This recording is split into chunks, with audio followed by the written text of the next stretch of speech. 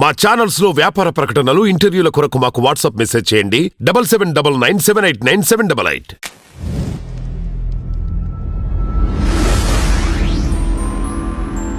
తాజా రాజకీయాలు చెప్పాలంటే తెలంగాణ సీఎం రేవంత్ రెడ్డి తప్పు చేశాడా?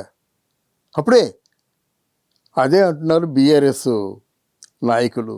దేశపతి శ్రీనివాసు, వాణీదేవి ఇటీవల రేవంత్ రెడ్డి వ్యాఖ్యల మీద యాక్షన్ తీసుకోండి అంటూ మండల చైర్మన్ గుత్తా సుఖేందర్ రెడ్డి గారికి ఫిర్యాదు చేశారు. ఏమిటి, చాలా ఆశ్చర్యంగా ఉంది కదా. ఏమిటి, ఎందుకు ఫిర్యాదు చేశారు? రేవంత్ రెడ్డి వ్యాఖ్యలు సభ్యుల గౌరవానికి భంగం కలిగించేలాగా ఉన్నాయని వాళ్ళు ఫిర్యాదు చేశారు.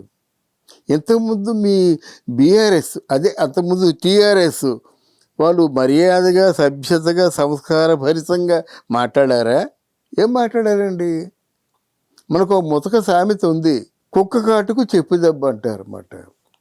నా మాటలు బట్టి నాకు సమాధానాలు ఉంటాయి.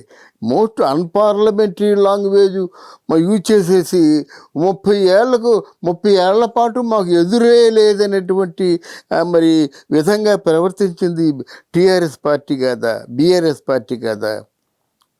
ఎంత అంటే అహంకారంతో ప్రవర్తించారు బీఆర్ఎస్ పార్టీ వాళ్ళు. ఎంత అహంకారంతో మాట్లాడాడు కేసీఆర్, ఎంత అహంకారంతో మాట్లాడాడు కేటీఆర్, ఎంత అహంకారంతో మాట్లాడాడు హరీష్ రావు. ఆ మాటలు మర్చిపోయారా? అరే, కేసీఆర్ మాట్లాడుతుంటే మిగతా వాళ్ళ మాటలు ఏమైనా వినేవారా? ఎవరైనా మాట్లాడితే కుదా అని చెప్పేసి ఎంత కేవలంగా మాట్లాడాడు. ఎవరినైనా ఎమ్మెల్యేలా చూసారా? ఎమ్మెల్యేలకి ఏదో అక్కడ ఉన్నటువంటి ఆ ఫోరు ఏది, రాత్రి 10 గంటలు దాటితే కేసీఆర్ ముందు ఉన్నటువంటి ఆ 4 నాయకుల్ని తప్ప మిగతా నాయకులకి ఏమైనా వాళ్ళకి ఏమైనా ఎంట్రన్స్ ఉందా, అపాయింట్మెంట్ ఉందా? ఏముంది? కనుక ఎంత దయనీయంగా ఉంది వాళ్ళ బతుకులు. వాళ్ళు కూడా పూర్తిగా రోసిపోయారు కదా. రోసిపోయే విధంగా మీరు మాట్లాడారు కదా. నిన్న మీరు మాట్లాడిందేమో ఒప్పు, ఈరోజు రేవంత్ రెడ్డి మాట్లాడింది తప్పు. ఎలా అవుతుందండి? ఏదో ఫ్రెష్గా ఆయన సీఎం అయ్యాడు, గంపిడ ఆశలతో ఉన్నాడు, గంపిడ ఆశయాలతో ఉన్నాడు. ఏదో బాగు చేద్దాము, తెలంగాణ రాష్ట్రంలో ఉన్నటువంటి నగ్న సత్యాల్ని వెలికి తీసి దానికి ఒక పరిష్కారం చూపిద్దాం అన్నటువంటి ఉత్సాహంతో రేవంత్ రెడ్డి ఉన్నట్టయితే ఆ రేవంత్ రెడ్డి మీద ఇన్ని అభాండాలు వేయడం మంచిదా? ఆలోచించండి. తర్వాత ఇటీవల ఒక న్యూస్ చూశాను, చాలా ఆనందం అనిపించింది. ఒక ఆమెకు కేవలం తెలంగాణలో ఎంత జడత్వం పెరిగిపోయిందంటే, ఆంధ్రప్రదేశ్ చెందిన అమ్మాయి కాబట్టి ఆవిడ తెలంగాణలో ఉద్యోగాలు ఎదుట. అంటే ఆంధ్రప్రదేశ్ చెందినటువంటి అమ్మాయికి తెలంగాణలో ఉద్యోగం ఉండదు. పోలీసు ఉద్యోగం కోసం ఆవిడ మొరపెట్టుకుంటే ఎంతో కాళ్ళ వేళ్ళ పడి ప్రాధాయపడితే ఆ ఒక్క కారణం చేతేమో ఆవిడకి ఉద్యోగం ఇవ్వలేదు. మరి రేవంత్ రెడ్డి దాని పారామీటర్స్ కానీ ఆ ప్రామాణికత కానీ పక్కన పెట్టి ఆవిడకి డీజీపీకి ఆర్డర్స్ వేశాడన్నమాట. ఆవిడెవరైనా సరే ఆ స్థితి మంచిది కాదు, దయనీయమైన స్థితిలో ఉంది, ఆవిడ ఉద్యోగంలో తీసుకుందామని చెప్పేసి. తప్పే ఉందండి, ఇందులో తప్పే ఉంది. ఇట్లాంటి ఆదర్శవంతమైన నాకు ఒకటే చెప్పాడన్నమాట, నాకు పార్టీలతో సంబంధం లేదు, రాష్ట్రాలతో కూడా సంబంధం లేదు, నా పనేదో లేదు, నా పనేదో నేను చేసుకుంటూ పోతాను, పక్క రాష్ట్రాలతో ప్రేమగా ఉంటాను, అలాగే నాకు సంబంధించిన పార్టీలతో ఇంకా ప్రేమగా ఉంటాను, ఆ పార్టీని బతికించుకునే ప్రయత్నం చేస్తానంటే తప్పు మాట్లాడమా? అందువలన ఇలాగా పనిచేస్తున్న వ్యక్తి మీదేమో మూకుమ్మడిగా దాడి చేయడం, ఇలాంటి కంప్లైంట్లు ఇవ్వడం, ఆయన మనసు విరిగిపోయేలా చేయడం, ఇది ఎంత మాత్రం మంచిది కాదని నా ఉద్దేశం. మీరు సూచనలు ఇవ్వండి, సలహాలు ఇవ్వండి. ఏదైనా సూచన ఎలాగ ఉండాలంటే కన్స్ట్రక్టివ్ సొల్యూషన్ ఉండాలి, నిర్మాణాత్మకమైన సూచనలు చేయండి. రేవంత్ రెడ్డి తాలూకు ఐడియాలజీ చాలా బాగుంది, ఆచరణ కూడా చాలా బాగుంది. రేవంత్ రెడ్డి వచ్చి నిద్రపోవటం లేదు. ఒక నిజంగా గురువుగారు అని మీరు నింద వేసినప్పటికి కూడా నిజంగా ఆ గురువుగారు చేసిన అంటే గురువుగారు చంద్రబాబు నాయుడు అయితే చంద్రబాబు నాయుడు రూలింగ్ చేస్తున్న టైంలో రోజుకి 18 గంటలు పనిచేసేవాడు.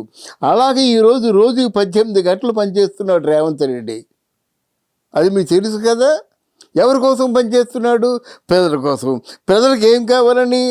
ప్రజలకి చెందవలసినటువంటి సంపద ముందు ప్రజలు చేరవేయాలి.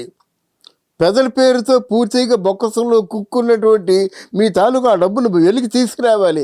అలాగనప్పుడు అనుకోవడం తప్పే ఉంది. మంచిగా చేస్తున్నాడు కదా. ప్రజల సొమ్ముని తిన్నాడు మనం ఎవరు అండి? నాయకులైతే మాత్రం ప్రజల సొమ్ము తినాలనుందా? 1000 కోట్లు 1,00,000 కోట్లు సంపాదించేసి పూర్తిగా తరతరాలకి సరిపడా ఆస్తి సంపాదించుకోవాలని మీకు రాజ్యాంగంలో రాసి పెట్టారా? మీరు ప్రమాణం చేసినప్పుడు ఏం చేస్తారు? ప్రమాణం చేసిన మా వాక్యాలు మీకు గుర్తున్నాయా? అంటే ఏ వ్యామోహాలకి పోను, ఏ తాలూకు ఒత్తిడికి పోను, ఎవరికి నా బంధువర్గానికి కానీ ఎవరికి కానీ నేనేదైనట్టు సహాయం చేయను, రాజ్యాంగాన్ని అనుసరించే నేను చేస్తాను నేను అని చెప్పేసి ప్రమాణం చేసి మీరు 1000 కోట్లు సంపాదించుకోవడానికా, 1,00,000 కోట్లు సంపాదించడానికా? అదేమో వెలికి తీసి ప్రజలకు పంచుతాననేటువంటి రేవంత్ రెడ్డి మాటలు తప్పని మీరు అంటారా? రేవంత్ రెడ్డి మాటలు తప్ప? వ్యాఖ్యానం చేయడమా? కొద్ది గట్టిగా మాట్లాడతాడు. ఓ స్కూల్ ఉందంటే స్కూల్లో టీచర్స్ అందరూ మామూలుగా మాట్లాడతారు.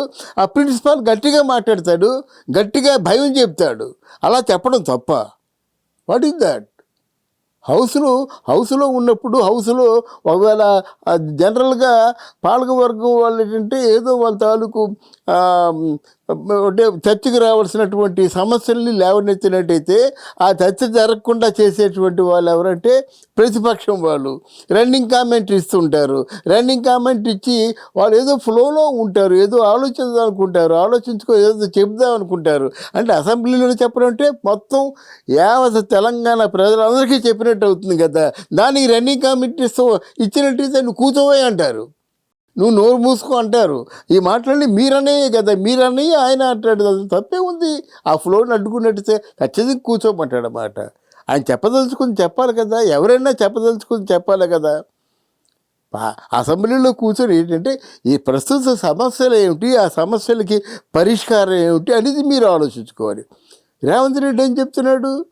మేము డెఫినెట్గా ఏదైనా ఉన్నట్టయితే ప్రతిపక్షాలతో మేము చర్చించి అంటే పూర్తిగా వాళ్ళకు కూడా రచ్చజెప్పి వాళ్ళ అంగీకారంతోనే మేము చేస్తామంటున్నాడు. అంత సంస్కారభరితంగా మాట్లాడుతున్నప్పుడు మీరెందుకు పిల్లి మొగ్గలు వేస్తారు, మీరెందుకు గెంతులేస్తారు? ఇలాంటి అంటే ఒక వేగాన్ని అడ్డుకునే ప్రయత్నం చేస్తే అది మంచిది కాదన్నమాట. అది మంచిది కాదు. మన అంటే అనుకున్న పనులు అనుకున్న పద్ధతి ప్రకారంగా జరగవు. అవి మిస్ఫైర్ అవుతాయి, అవి ప్రొలాంగ్ అవుతాయి, అవి టైం టేకెన్ అయిపోతాయి అన్నమాట. గనక ఏదైనా చేసినట్టయితే తప్పు ఉంటే చెప్పండి, నిర్మాణాత్మకమైన సూచనలు ఇవ్వండి. అంతేగాని ఏదో నడుం కట్టుకొని ఏదో పేరు తెచ్చుకుందామంటే వయసులో ఉన్నాడు, ఇంకా బోర్డంత రాజకీయ జీవితం ఉంది. అంటే ఫ్యూచర్లో తనకున్నటువంటి రాజకీయ జీవితానికి పునాదులు వేసుకోవాలని రేవంత్ రెడ్డి ప్రయత్నం చేస్తున్నాడు. Where is wrong? గనక ఒకసారి మీరు ఏదైనా నిందలు వేసినప్పుడు, కంప్లైంట్లు ఇచ్చుకున్నప్పుడు, ఏదో అడ్డగోలుగా మీరు మాట్లాడదలుచుకున్నప్పుడు మీరు సందర్భం సమయం చూసి ఆయన చేసిన తప్పులేవో మీరు పూర్తిగా ఆలోచించుకొని మీ బుద్ధితో నిర్ధారణకు వచ్చిన తర్వాత బయట పెట్టండి అని నా తాలూకు మనవి.